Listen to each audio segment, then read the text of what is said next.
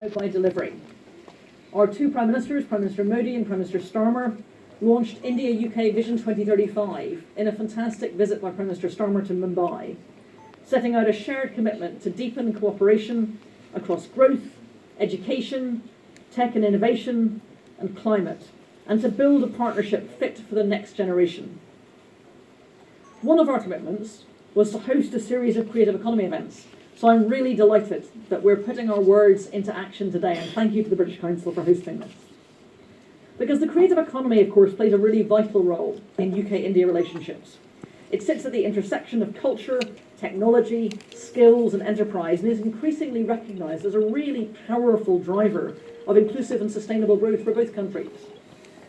By combining pioneering expertise with local insight, India and the UK are really well placed to champion the global creative economy, with the UK recognised, I think, by India as a trusted and innovative partner, and India as such a massive potential.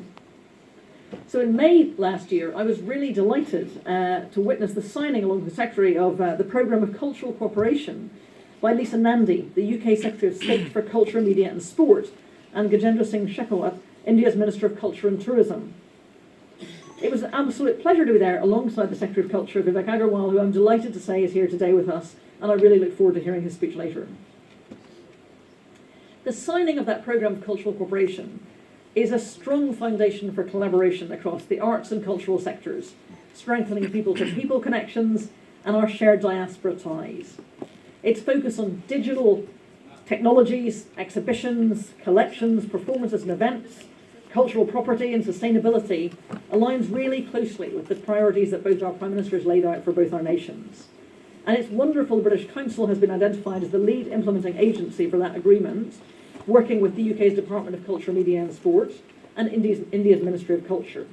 So I'm really delighted that we're joined today by British Council's Global Director of Arts, Ruth Mackenzie, who is a genuine expert in the importance of collaboration between government, the sector and arts professionals. And I've had a fantastic conversation with her already, and I know she's really looking forward to the time she's spending here in India. At the same time, the landmark UK-India trade agreement that we signed last year and the UK's industrial strategy underscore the growing recognition that creative industries aren't just cultural assets, a great value in themselves, but also drivers of productivity, innovation and high-quality jobs. So together, these frameworks, I think, signal a shared ambition to unlock the full economic and social potential of creativity. Today, the creative economy is not just a space for expression or entertainment. It's a space for experimentation, for problem solving, and for imagining new models of growth and sustainable livelihoods. So our collective challenge as governments and as institutions and as partners is to be resilient and to be future ready. Working globally with partners such as UNESCO and its director in India, Tim Curtis, here today, will be absolutely critical. And through that partnership, we can learn not just from our own two countries, but from the global frameworks and approaches led by such organisations. I haven't done such a good job as my former deputy did, but I have to say the UNESCO World Heritage List is a fantastic checklist of how to make sure you get around everything that India has to offer. It's an extraordinary menu. So that's precisely why Creative Convergence matters. It brings together policy, practice, evidence and enterprise. It asks the more difficult but necessary questions about how creative ecosystems actually function and who they serve. We saw the success of this approach in Bengaluru, where the first edition of Creative Convergence brought together over 200 participants and sparked really meaningful cross-sector dialogue. So it's brilliant that the momentum from Bengaluru has now made its way to Delhi, and that we can see the shift from initial conversations to the shaping of future partnerships. For the UK, working with India in the creative space is both a privilege and also a priority. India's scale, diversity, and creative energy have huge global influence. The UK complements this with policy innovation, research, creative entrepreneurship, and international networks.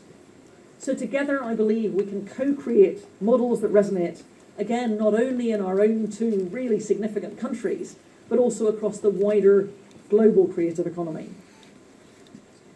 So as we begin today's discussions, I would encourage you to think boldly, but also practically, about the systems that enable creativity, the partnerships that unlock opportunity, and the shared responsibility we have to ensure that creative growth is both inclusive and sustainable. I am really sure that you're going to get a lot out of today. I know that I'm very excited about it, and I look forward to seeing how the ideas and the connections formed help shape the next chapter of UK-India creative collaboration. Thank you very much indeed.